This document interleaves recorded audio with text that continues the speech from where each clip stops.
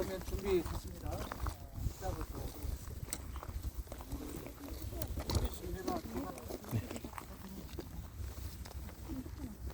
지금 전체적으로 보면 여기는 이제 부여 왕성으로부터 남쪽으로 한참 떨어져 있는 남쪽에 그리고 현재 지금 중간 지나가고 있고 그리고 저기가 화지산입니다. 우측으로 보이는 동쪽의 산 보이죠? 소나무 보이고 버드나무 뒤로 황토가 아마 보일 거예요. 오른쪽에 보이나요? 저기가 이제 대대적인 발굴을 했어요.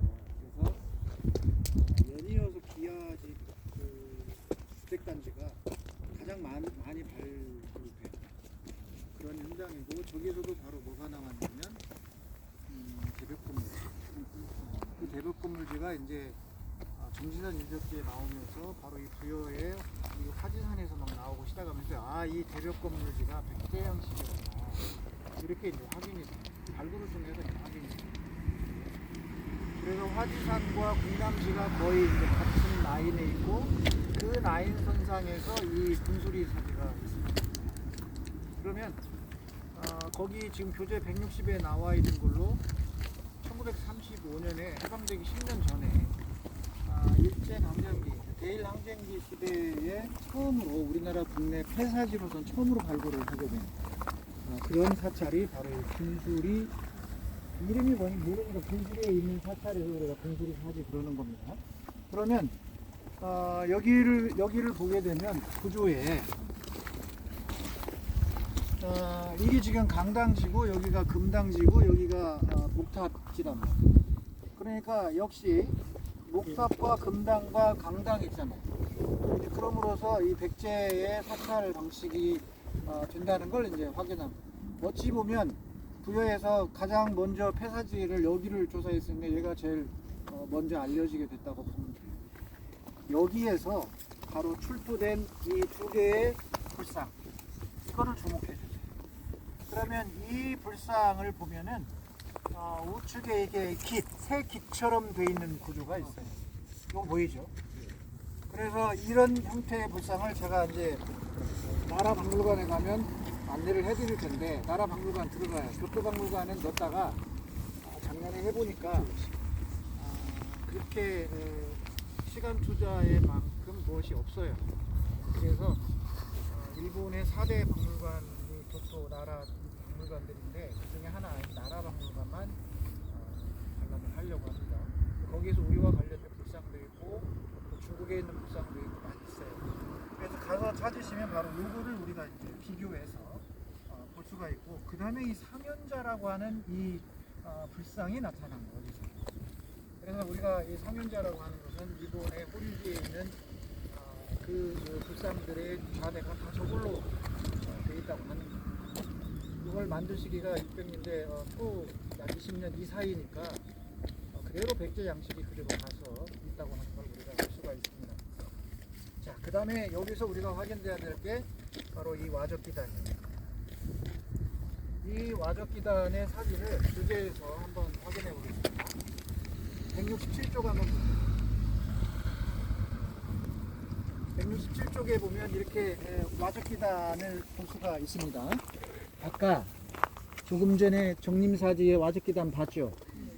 그 와적기단의 형태하고 이 군수리사지에 있는 와적기단하고 형태하고 한번 보세요. 이렇게 각져 있잖아요. 이렇게 산처럼 만들고 또 산처럼 만들고 이렇게 해서 위에서 누르는 압축력을 버틸 수 있는 그런 구조로서 금당지의 남쪽의 와적기단, 이런 거를 무슨 식이라고 한다? 합장식이라고 한다. 이 구조 아래 사진 보세요. 아래 보면 그 합장식으로 이렇게 꺽쇠 모양으로 해놨잖아요. 이렇게 했다는 거죠. 네. 손을 이렇게 이제 산자람 이렇게 만들어 놓은 거예요. 그래서 이 종류를 제가 왕궁리 그 유적전 시간에 가보니까 이렇게 와적기단의 종류를 전시를 해놨어요. 그래서 170쪽을 보게 되면 거기에 군수리사지 와적기단 합장식, 군수리사지 와적기단 또 같은 와적기단 다양한 거, 그 다음에 왕궁리 유적 와적기단 보세요. 가로로 아까 물결 모양처럼 되어 있다고 했죠.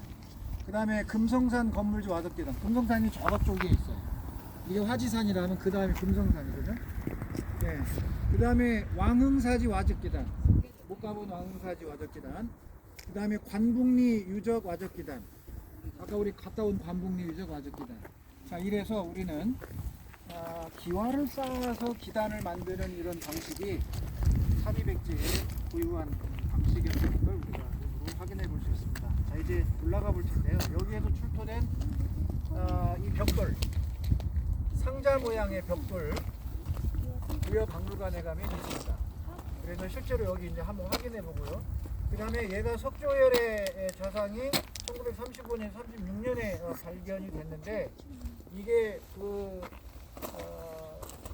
누구죠? 존 커터 코벨 선생의 책, 일본에 남은 한국미술 책에는 이게 부여박물관에 있다고 아마 기록이 됐을 때 없습니다. 제가 찾아봤는데 없고 아마 중앙으로 올라간 것 같아요. 가 한번 확인해 보겠지만, 그 다음에 이 금동 미륵 보살 입상에 이 보살의 옷깃, 이 옷깃은 아주 자세히 봐주세요. 이 양식을 제가 나라에 가서 이와 같은 양식을 찾아줄 것이고요. 북위의 작품이 있어요. 나라의 박물관 북위 거에 똑같은 구조. 그러니까 백제에서 여기에서 발굴된 군수리 사지의 저 보살 입상의 형태는 어디로부터 영향을 받았다는 걸 물론 100%일 수는 없겠지만 대체적으로 불교가 중국에서 들어왔으니까 그 북위 양식이 백제로 왔고 백제의 양식이 다시 일본으로 가면서 일본에 전해졌을 것이다. 이렇게 보는 게 합리적인 추리라고 보고요. 170쪽 봐요. 170쪽에 보면 이 와적기단이죠. 그림 188. 저 카메라에다가 좀 드려드려요. 170쪽에 그림 188.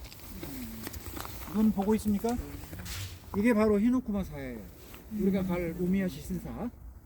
우미야시 신사 좌측 언덕에 제가 이제 갔을 때는 이게 다 덮어졌으니까 이거 싹 덮어져서 안 보여요. 안 보이고 위에 추춤은 눈에 띄고 있어요. 풀 속에. 그런데 발굴 당시 입체적인 이 사진에 보면 아래 와적기단이 어떤 거하고 비슷해요. 금성산이나 왕궁유적기단이나 평으로 쌓았잖아요. 네, 그렇게 평평하게 쌓아오고 맨 위에는 돌로 추출을 놓은 그런 구조임을 알 수가 있다고 해요. 그래서 이 히노쿠마 사도 결국은 백제의 영향을 받아서 사찰이 기법이 여기서 왔습니다. 일본의 기와가 처음 생긴 건 988년 이후입니다. 왜냐하면 그때 당시 이 야마토 외에 궁터가 아스카에 여러 곳이 있는데 다 판계궁이라고 해요. 판계궁. 판으로 덮었어요, 지붕을. 왜 판때기로 쓰냐? 기와가 없잖아요. 기와가 없는데 굳이 그 하중을 버틸 저기가 안 되니까. 왜냐하면 당시 일본의 궁궐은 굴립식이었어요. 이게 나무 기둥이라면 땅을 파고 박는. 그러니까 굴립식 기둥이니까 위에다가 무거운 걸 올릴 수가 없잖아요. 기와도 없을 뿐더러. 그래서 판때기를 지붕에 덮었다. 그러니까 588년 백제의 장인이 가서 아스카사라를 건축하기 전까지는 일본에는 주추로 올리는 건물이 없었습니다.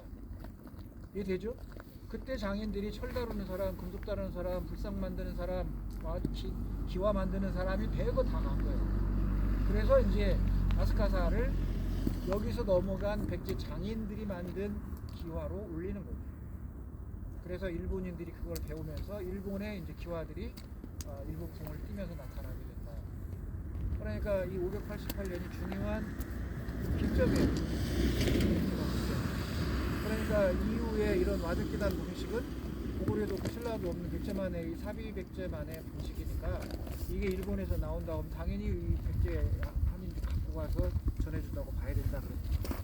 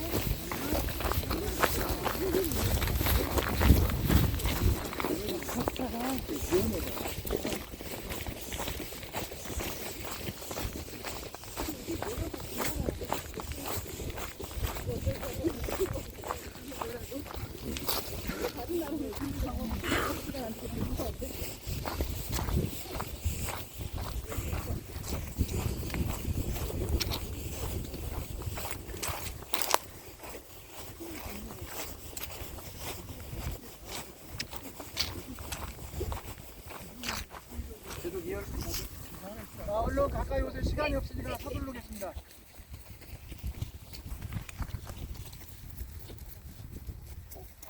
자,